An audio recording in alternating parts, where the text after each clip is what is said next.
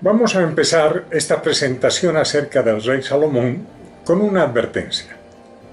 Esta es que hagan lo que hagan autoridad y liderazgo, nunca se acaban las recriminaciones por los trabajos hechos y ya concluidos. Tras concluir el templo, Salomón continuó construyendo tanto obras de mejoramiento urbano en la ciudad de Jerusalén como caminos y otras obras civiles, nuevas ciudades y nuevos templos en el extenso territorio que abarcaba su reino, el reino que se amplió con su padre David. Fortificó las murallas de la ciudad capital y construyó un palacio para él y su extendida familia de 700 esposas y 300 concubinas y un número indeterminado de hijos.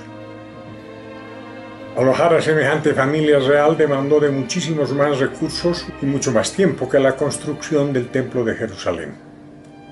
Este hecho fue motivo de críticas en el sentido de que estaba gastando más en su familia y en su palacio de lo que había gastado en la casa de Dios. Las recriminaciones incluían el hecho de que el lujo de su palacio y de la forma de alojar y atender a sus concubinas reales y entre ellas a la hija del faraón de Egipto excedían al lujo del templo, que los recursos del pueblo eran aprovechados para satisfacer los caprichos de sus mujeres, etcétera, etcétera, etcétera, para nunca acabar. Las críticas fueron aún más ásperas cuando Salomón empezó a construir altares y templos de luz para los dioses de sus esposas extranjeras que no habían nacido en la fe de Jehová y eran consideradas como extranjeras e intrusas por los súbditos judíos e israelitas, quienes decían que ellas habían desquiciado el corazón del rey.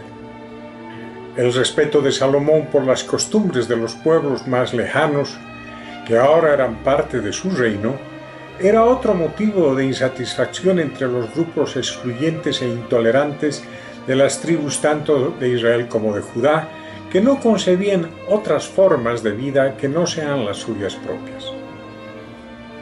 La gota que colmó la paciencia del pueblo fue la entrega de 20 ciudades, según la Biblia, a Irán de Tiro, en pago por los materiales de construcción utilizados en el templo, en el Palacio Real, en las murallas en Jerusalén, así como en Hazor, Megiddo y Gezer, de un sinfín de fortalezas y la mejora de otras ciudades en el reino de Salomón. El comentario más frecuente era que con todos estos trabajos Salomón se había apartado de los pueblos de Judá e Israel y que sus aspiraciones imperiales eran diferentes a las de su padre David. Que Salomón se estaba convirtiendo en un dictador, que su estilo de vida no coincidía en nada con la forma de vida de sus mayores, y que el mandato de David no era lo que Salomón estaba construyendo. Resentían las vajillas de oro, los tronos de marfil, las flotas mercantiles, los caballos de raza, las carrozas de metales preciosos, las minas y propiedades que Salomón tenía en regiones lejanas. Pero sobre todo resentían a las mujeres y a los asesores extranjeros. Las críticas a una autoridad que ejerce liderazgo personalmente desde su posición de autoridad son siempre innumerables, unas veces con razón y otras sin ella. Lo cierto es que las críticas nunca se acaban. Así, por ejemplo, decía el pueblo que el corazón de su rey ya no era por entero de Jehová, que sus vinculaciones con el extranjero lo habían llenado de soberbia. Fue entonces que Salomón construyó 2 altares en las afueras de Jerusalén, uno para Camos, dios moabita, y otro para Milcom, dios de los amonitas. Ante tales manifestaciones de tolerancia religiosa, según los cronistas de la Biblia, Jehová se sintió ofendido y le dijo a Salomón: «Ya que te has portado así y no has guardado mi alianza ni los preceptos que te impuse, arrancaré de ti inexorablemente el reino y se lo daré a un súbdito tuyo. Sin embargo, por consideración a tu padre David, no lo haré mientras vivas, sino que lo arrancaré de manos de tu hijo. y tampoco arrancaré de él todo el reino, sino que dejaré a tu hijo una tribu, en atención a mi siervo David y a Jerusalén, la ciudad que yo escogí. Jeroboam se constituiría en el súbdito que le arrancaría el reino al hijo de Salomón, pero vamos por partes. Roboam, hijo de Salomón y heredero del trono, a la muerte de su padre se dirigió a Siquem, y allí se reunió con las tribus del norte. Los ancianos y dirigentes de esas tribus de Israel le pidieron que aligere el peso de los impuestos que Salomón había establecido para la construcción del templo y de las múltiples obras civiles y arquitectónicas que construyó en todo el reino. Ante tal solicitud, la reacción de Roboam fue nada afortunada. Y les dijo que si su padre les había cargado con impuestos, él, Roboam, iba a duplicar tales cargas. Ello generó una reacción inmediata. Las tribus del norte convocaron a Jeroboam, un efraimita, para que inicie una guerra en contra de Roboam. Se desencadena así una nueva guerra civil entre Judá e Israel. El reino de Salomón se divide, el reino del norte y el reino del sur, para nunca más volver a unirse en las condiciones en las que Jacob había soñado y David y Salomón habían logrado establecer. Las diferencias entre Judá e Israel parece que eran profundas, ya que a partir del conflicto entre Roboam y Jeroboam no hubo posibilidad de acuerdo entre ambos reinos, incluso ante los ataques y las invasiones extranjeras. En cuanto a los territorios que eran parte del reino de Salomón y no eran parte original de las 12 tribus de Israel, ya no se restringían a esa limitada geografía, se extendían muchísimo más. Y este territorio de reinos recién anexados, poco a poco se fueron alejando del poder tanto de Jeroboam como de Roboam, quienes en vez de conductores de un imperio se limitaron a ser pequeñas autoridades locales, una para el reino del sur y otra para el reino limitado del norte. Esta situación de escisión y regionalismo localista se alargó por algo más de 200 años en el norte, hasta la fecha en que los ejércitos de Sargón II, rey de Asiria, ocuparon antiguos territorios israelitas, incluyendo la capital Samaria. Ello puso fin al reino del norte en el año 722 a.C. En cuanto al reino de las tribus de Judá en el sur, este se mantuvo como tal hasta el año 587 a.C., época en la cual Nabucodonosor, rey de Babilonia, conquistara Judá, sitiara Jerusalén, la ocupara y en una manifestación de irracionalidad extrema arrasara con el templo construido por Salomón algo menos de 400 años antes. La Jerusalén en la que Dios paso a paso había conducido tanto a David como a Salomón para que se instalaran y construyeran un templo y allí habitara a la luz del Señor, quedó en manos de conquistadores que la profanaron, destruyeron y humillaron para luego abandonarla y dejarla en ruinas y en poder de extranjeros. Allí quedaron la cueva de Macpela, el sepulcro de Josué y el Sanctum Sanctorum, abandonados por judíos e israelitas, capturados y esclavizados por aquellos gentiles que en un tiempo fueron excluidos y menospreciados. Con el tiempo, el destierro, la ocupación extranjera, la desidia de judíos e israelitas, con todo ello, las tradiciones empezaron a perderse, mezclarse y confundirse. Todo cuanto era seguridad y alegría en tiempos de David y Salomón se convirtió en fuente de inseguridad, de amenazas y de conflictos. Si eso sucedía en Jerusalén, cosas aún más inauditas sucedían en el resto del país. Una de ellas fue la construcción de altares paganos precisamente por parte de quienes en el norte recriminaban a Salomón su idolatría y alejamiento de Jehová. Jeroboam, el cacique del norte, fue el primero en construir altares para becerros de oro en Dan y en Betel, allí donde Jacob tuvo el sueño de una escala por la cual subían y bajaban ángeles y la tierra se vinculaba con los cielos. En estas circunstancias en las que la visión compartida de David y Salomón perdía claridad y los grupos que la mantenían vigente se reducían drásticamente, habrá una sucesión de reyes en ambos reinos y junto con ellos aparecerá un nuevo rol, una nueva voz, unos nuevos actores. Nos referimos a los profetas.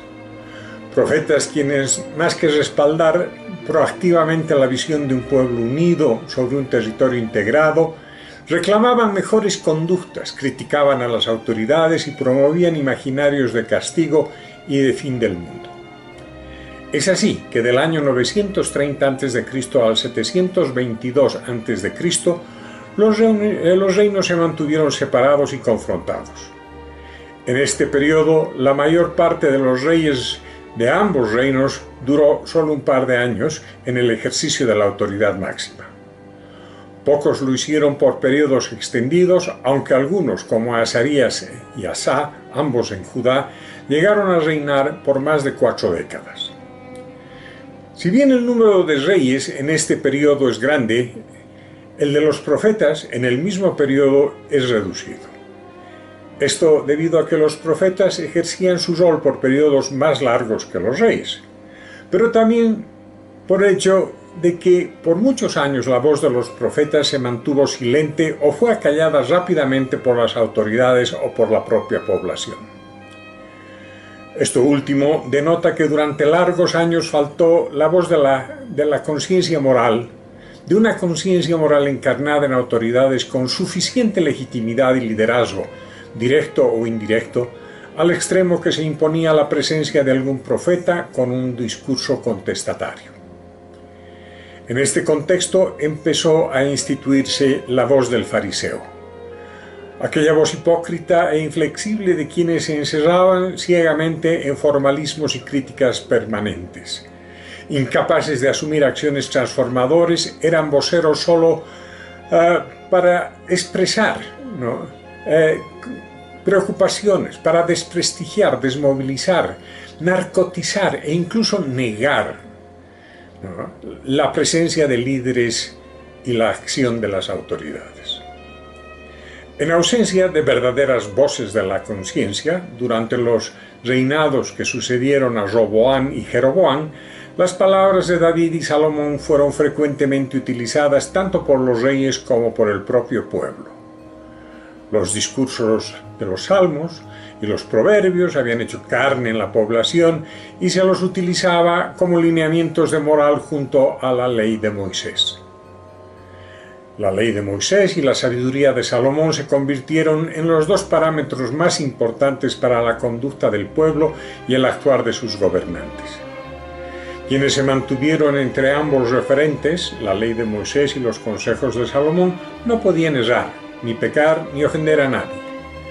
Desafortunadamente, ni judíos ni israelitas se mantuvieron fieles a la ley ni a las conductas sugeridas por los textos sapiensales de Salomón, ni las palabras de los profetas que de tiempo en tiempo recordaban lo que Dios había requerido del pueblo elegido. Sin embargo, en muchos corazones la ley mosaica y el pensamiento davídico y salomónico empezaron a generar no solo una conciencia de grupo, sino una tradición ética cultural que trascendió a su época y a la descendencia directa de Jacob. Durante este largo periodo, con base en la ley de Moisés y los escritos de Salomón, surge una forma de sabiduría popular. Por ejemplo, retomando las palabras de Salomón, era común escuchar que el hijo sabio regocija al padre, mientras que el hijo necio entristece a la madre. Con sabiduría se construye una casa, con inteligencia se consolida. Quien desprecia la sabiduría y la instrucción es desgraciado. Pero también surgen y se institucionalizan dos distorsiones importantes, que no son parte del discurso de Salomón. Por un lado prima el concepto de pecado, el concepto de premios y de castigos. Esta es una relación basada en el temor a un Dios vengativo y la desconfianza en un Dios celoso, excluyente y dominante. La otra distorsión en el pensamiento judío y posteriormente cristiano es la pretendida espiritualidad fuera de este mundo, que ilusoriamente caracterizaría a la raza humana. Una espiritualidad que conlleva negligencia y falta de respeto al cuerpo, a la tierra, a la naturaleza y a las dinámicas del universo. Se trata de una relación espiritual compleja en la que cualquier referencia a fuerzas o espíritus de la naturaleza es erradicada de cuajo y la preocupación está más bien orientada al desarrollo y la disciplina interior de un hombre separado o alejado de lo natural. Un hombre únicamente espiritual que está oprimido, capturado transitoriamente por un cuerpo material del cual debe deshacerse para alcanzar la salvación. Un hombre que tiende a estar separado y por encima de las leyes de lo natural. Tales formas de ver el mundo no pudieron ser superadas ni siquiera con una serie de aforismos salomónicos contundentes. A pesar de estas distorsiones, el pensamiento de Salomón se extendió a otras culturas, con lo cual comenzó a tener un carácter universal. Aunque el respeto por la naturaleza no sea hoy parte del pensamiento judeo-cristiano. Él decía: mira el arco iris y bendice al que lo hizo. Es hermoso su esplendor, circunda el cielo en círculo de gloria. Las manos del Altísimo lo tendieron. Por mucho que siguiéramos describiendo su obra en la naturaleza, nunca acabaríamos.